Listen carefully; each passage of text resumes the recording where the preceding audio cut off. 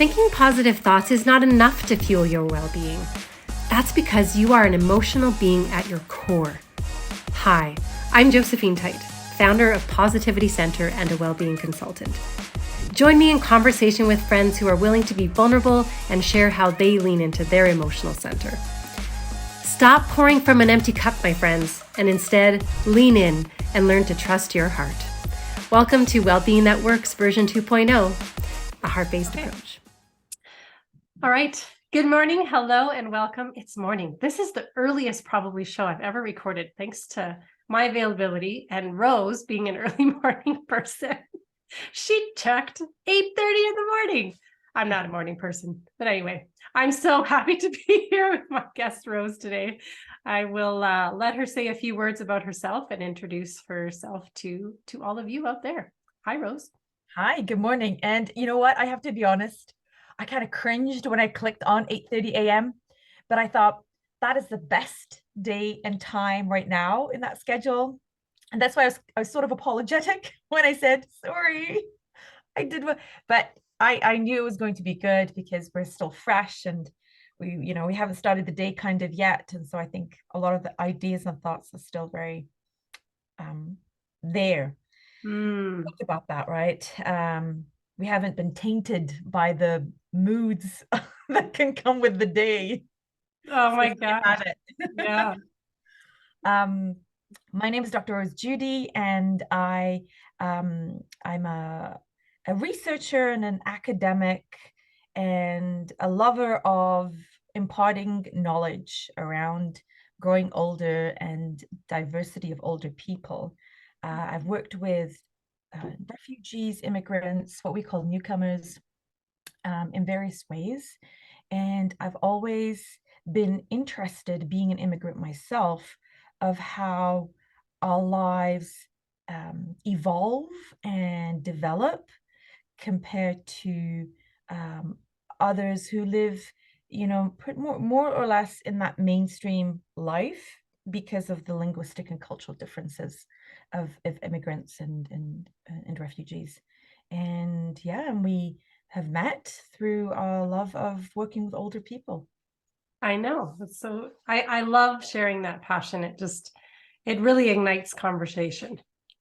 Yeah. It does, absolutely. And there needs to be more of us. I know that we're willing to rewrite the script, go against this. Well, I say go against because, flipping the script is more so in the systems is, working together to do so is obviously my main goal. And I think that's yours too. I do sometimes fluctuate in the amount of hope that I have, whether that can be accomplished together or not, because systems are old and have a lot of history and a lot of roots. And it's hard to, say, no, this one, it's coming out, I think that's one of the things that we have talked about, you and I, quite a bit, right? Is that sometimes when you come in with these fresh ways of looking at, or these fresh eyes of different ways of looking at how a system has worked or how it should be updated, and you sometimes do hit a wall of reluctance and hesitancy because this is not how we've been doing things, right? And so and I think you bring up one thing that's been kind of traveling through our conversations, which is you have a unique perspective because you come to the older aging equation from a slightly different perspective because you've not been necessarily inside the system. You've been kind of on the periphery of the system, working with the system. And so you've shared your experience. Maybe you can share a little bit of your experience, what it's like having, I think it's an opportunity to see the system from a different lens. You're absolutely right. Yes. So I would consider myself an outsider to an extent. Yeah. Right. Because I am, again, to an extent. I mean, I guess it all depends on the perception and how you see it. Yes. I have always been interested in the scientific research base kind of approach to how we develop and how these systems, as you say, work and what works and what not. So I could be of more of that objective um, form of assistance and support to agencies, to groups, to organizations. However, what I have been finding is that sometimes um, they do tend to be quite reluctant to change things, um, especially if it's always been working this way. But I think it's very important for us every now and then to be mindful of the fact that everything has to be um, perceived in a different way, where we go, is this working the way that we want to work, that we are hoping it works? Is it working for the generation Mm. that we are looking after right now? Our context's different, our situation's different. Do we need to update our approach? Do we need to update the way we look at this, or even the way we label this?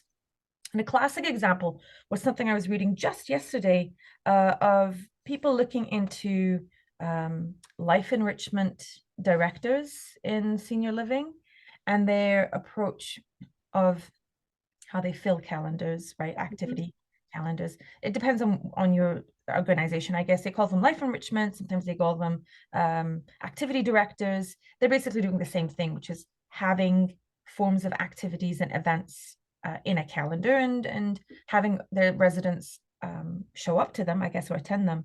But the article was actually saying, do we really need to update the label life enrichment and activity director for it to become more holistic, rather than it being an activity or a life enrichment? Can we just have, and this person was saying, can we have senior residents become have a lot more control of what happens in these places? So rather than have an activity director, for example, have a full calendar of 8 events or activities that day, which realistically no one would want to do all of, right? Even younger, let's say adults who are not even in their 80s yet.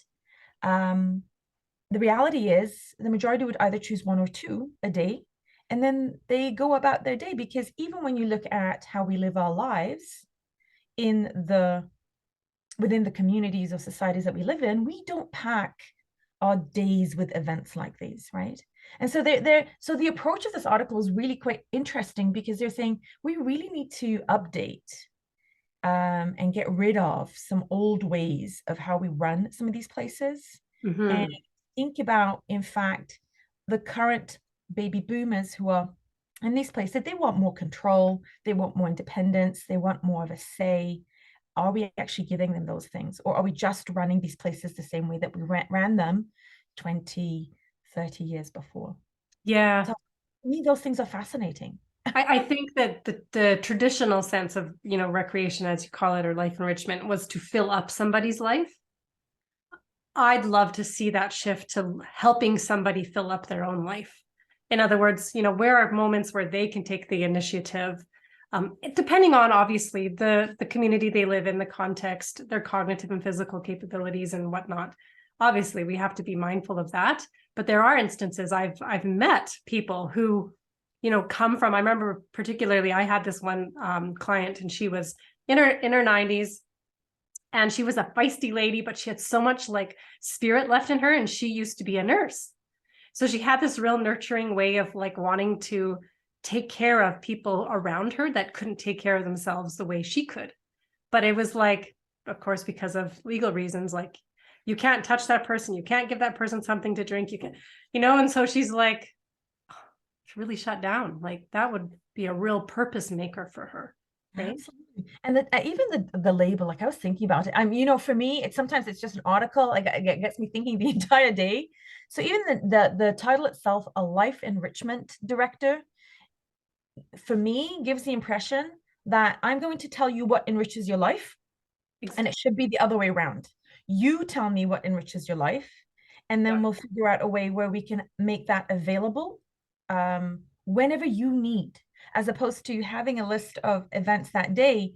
And from 4 to 5, we're going to play cards. And as soon as 5 o'clock hits, 5 to 6, it's going to be dinner. And it makes people feel like they have to work in schedules to an extent. And let's say, hypothetically, I want to continue playing cards beyond 5 o'clock. Am I allowed? Mm. Or am I expected to end Yeah. activity so abruptly because now we have to move on to something else? And the real world doesn't work like that.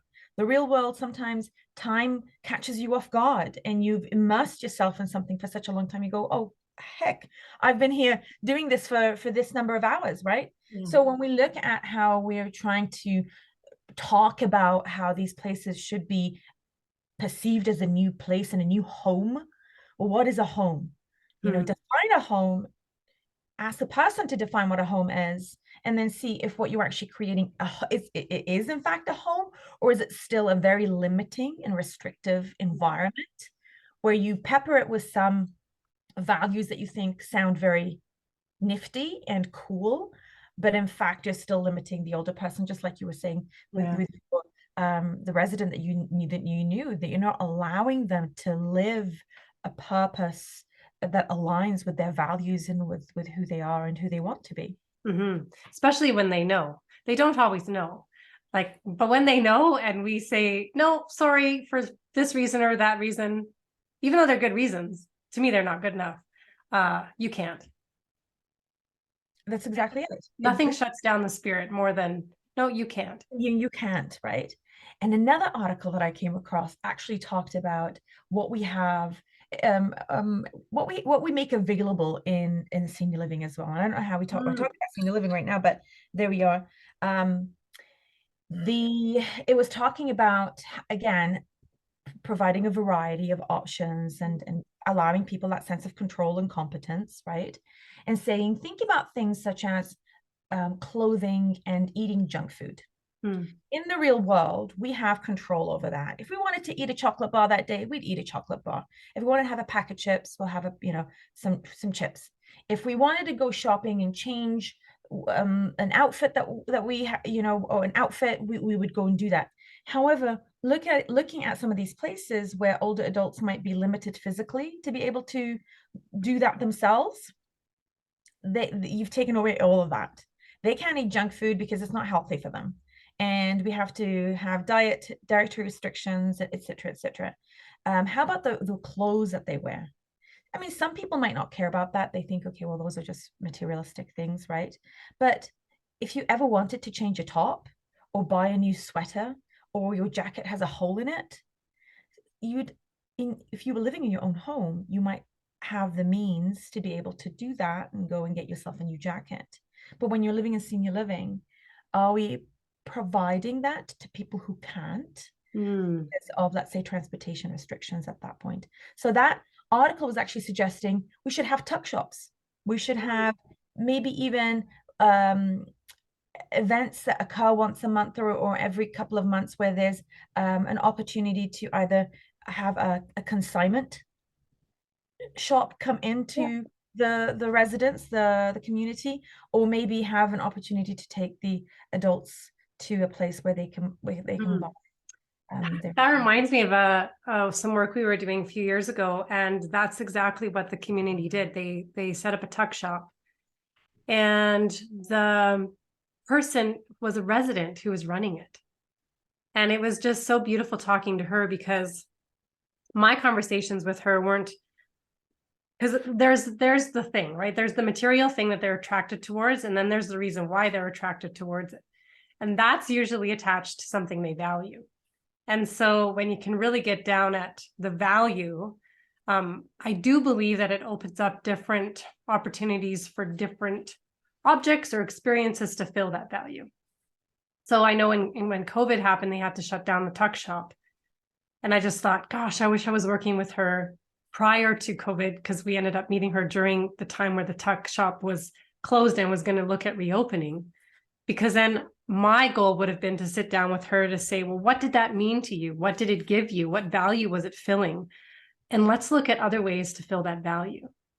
So there's just, again, but that's not system driven. It's very resident led, and it takes time. And so I think one of the biggest challenges I've run into in conversations with folks is that I don't have time. Do you run into that? I've actually run to the opposite, that there's that not actually pausing that thought. It's not that they don't have time, it's that they want to dictate how their time is distributed. Mm-hmm. That's what I've run into, you Yeah, know, I've always felt that it is just rearranging your time, but it's viewed as sometimes I don't have time. But yeah, right? It's one of yeah, those things where I go, okay, well, we have this, would you like to do this and that? And like, well, no, because and I'm talking really at this point, and you might be talking about that too, the independent living, older adults predominantly, right, who still have some form of control over their time, who, yeah. This yeah, one, well, yeah, she no, this was assisted in her case. That's yeah, this was an well, you assisted. know what? I admire the fact that there was an opportunity Yep. for the assisted living resident to have that, because in my experience, assisted Mm-hmm. living were predominantly driven by, and even the memory care residents were driven by the staff and what was happening. There was little to no, in fact, um, asking of what is it that they want to do and having them involved in independent ways, which I think is one of the things that our systems lack. And again, it's a very old school way of looking at um, places like that, which is that we are here to provide you with the care and support. It's not the other way around, that you tell us what Yeah, the care and support looks like, right? yeah, So yeah, so I've mostly run into the independent living residents who feel like they already have things that they're filling their day with, and they don't want to feel overwhelmed with other additional things. And yeah, so, like I said, the residents that I came across predominantly would be okay doing a maximum of two things a day.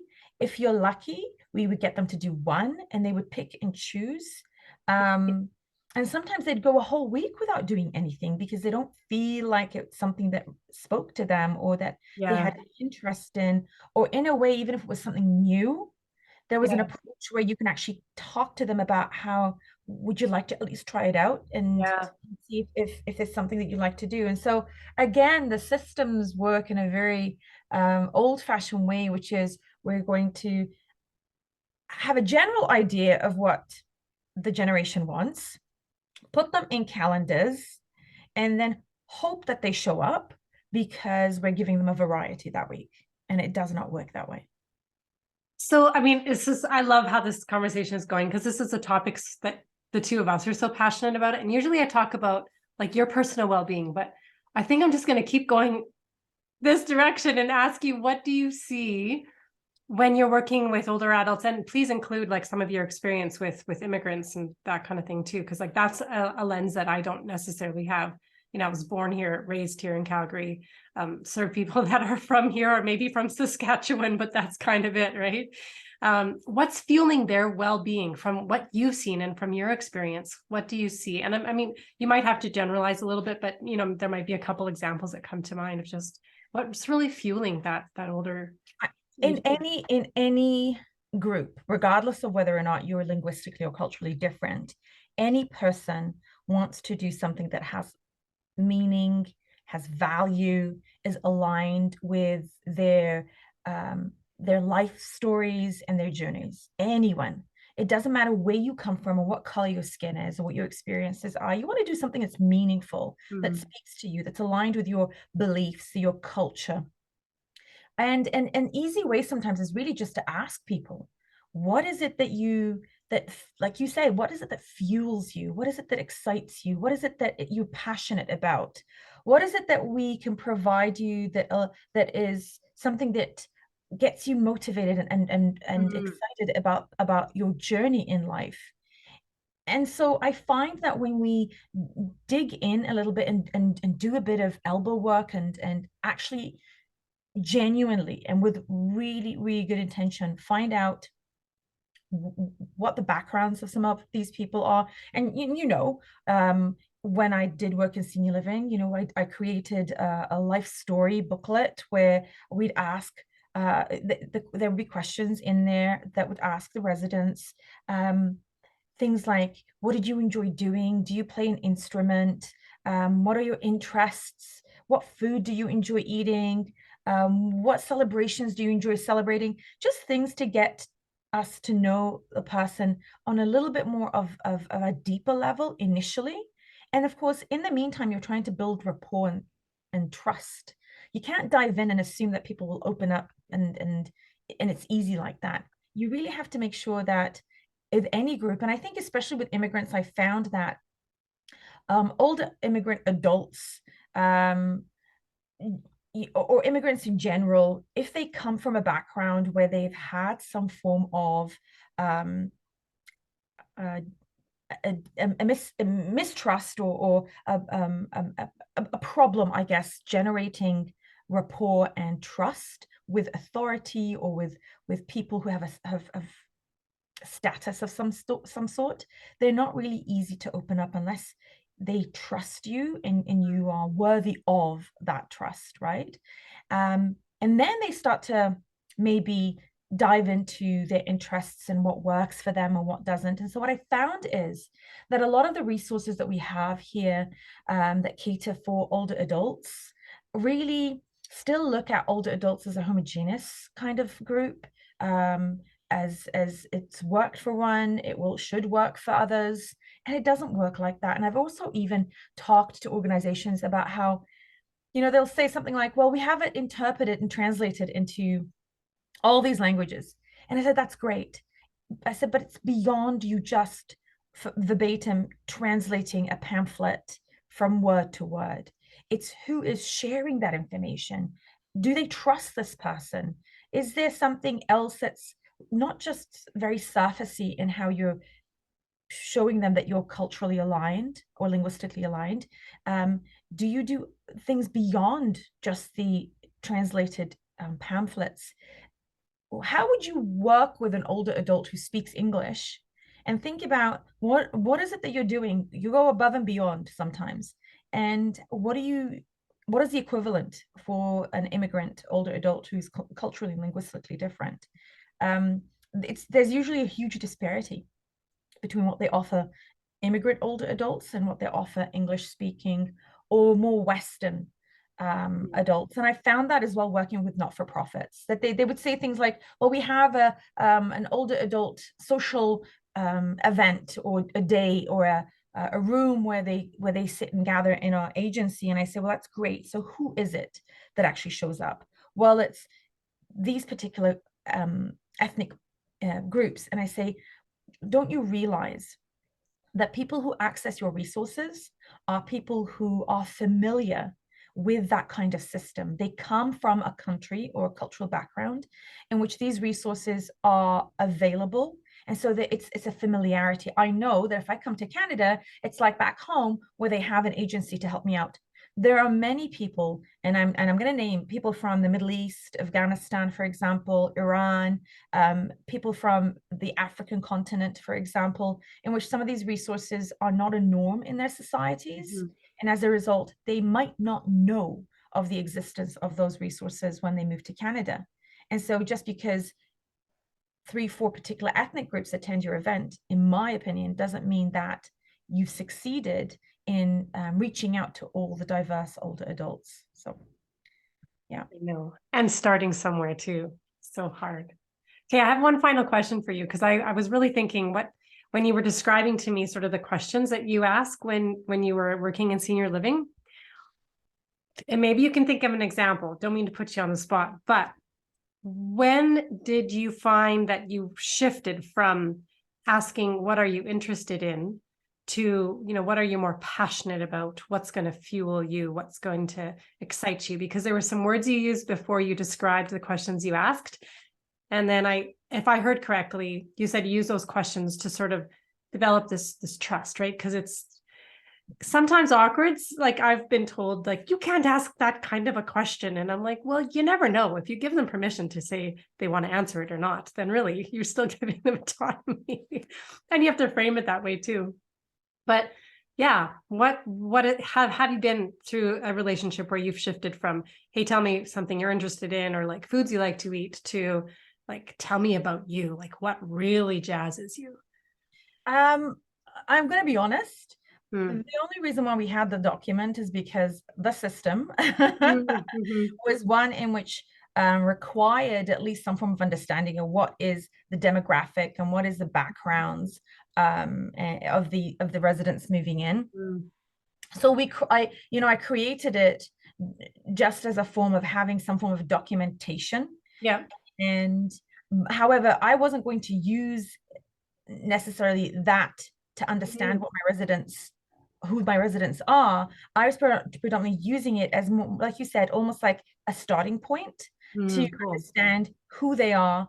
And then in the process of getting to know them, I'll have these very informal conversations about, Mm. tell me about, what did you do in, like, what did you do in the past? Did you have a job? Like, how was your childhood like? And so it, in almost all cases, the conversations would come very naturally, Yeah. because especially when you talk with older adults, as you know, they love questions that ask them about their past. It's almost like a therapeutic experience, like it's a life history therapy session almost, where they just open up. And I had a resident where I sat with her for 2 hours, who started from the time that she was born up till and when she went to high school and met her husband, and then, and I did not stop her at any point until she felt like she had given me, and she told me she felt tired now, Yeah. after those 2 hours, right?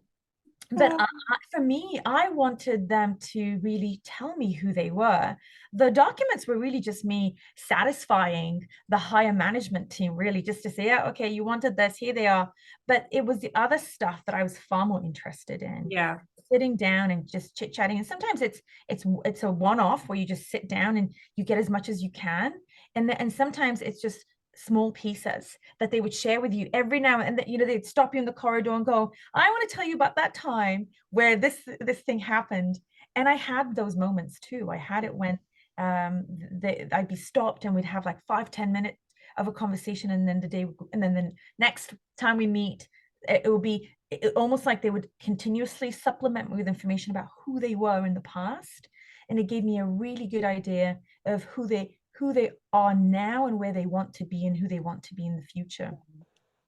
Oh, that's so beautiful, because we all have a past, and then we are who we are, and then there's a who we're going to become. And we need support, and we need somebody to listen. We really need somebody to listen. And I think Yeah, and adoption is just this starving to share, right? Like people absolutely, are and starving. I think it's because I found that in senior living, especially, that there's not a lot of who do you want to continue to be in Yeah. the future. It's who you were you in the past, and who are you right now. Yeah. And then sometimes that's where it stops. It's let's just work on the Yeah. who you are right now. Yeah. Um, but again, if you look at the research, and that's again my passion, is that we continue to want to grow. We continue to want to have goals and ambitions, and we continue to want to thrive. There's never a point in your life where you go, okay, I've thrived enough. Mm-hmm. I've grown enough, right? There's always something that you want to try out. One really quick example is, I had an 86-year-old resident who had never been to Starbucks and never had a pumpkin spice latte. And she said, I've heard about this, and I really want to try it. And I think it's good. It's good that you want to try things that are new. And she tried it, and it completely addicted to it at that point. Every time we go to a Starbucks, she has to order, and she was disappointed when they When stopped they didn't have it because it's having it seasonal. anymore, right? But then she wanted to try different things. Yeah. But that's the thing, is that some of these older adults might think that that's it for them, because Yeah. we're not creating an environment that actually gives them that understanding and awareness that, no, you can be more, you can look for more, you can aspire for more, Yeah. you can discover more. And so when you give them that opportunity and that helping hand, you'll be surprised at what they would like to do. Yeah. So true. You never know what a pumpkin spice latte might do. It seems frivolous, but it isn't. Tell us about some of the topics that you speak about, just in case somebody wants to have you in. Oh, yeah. So I speak of all things related to aging, ageism, and ethnic diversity of older people. Predominantly, I have been working on also providing trauma-informed care, Mm. educational sessions for community-based organizations. And that's also something that recently came up in one of my learnings, and I'm quite passionate about. And so reaching out to me for a diverse topics that relate to older adults, cultural competence and humility, ageism in our society, coping and resilience, topics that if you check my LinkedIn profile, you'll know what I talk about. And so all those things I'm really passionate about. And if there's one thing I love is sharing that knowledge with other people who I know will benefit from it. Yeah. Awesome. I'll be sure to share where to find you. Thanks for being on the show, Rose. So much, Jessica. I appreciate that.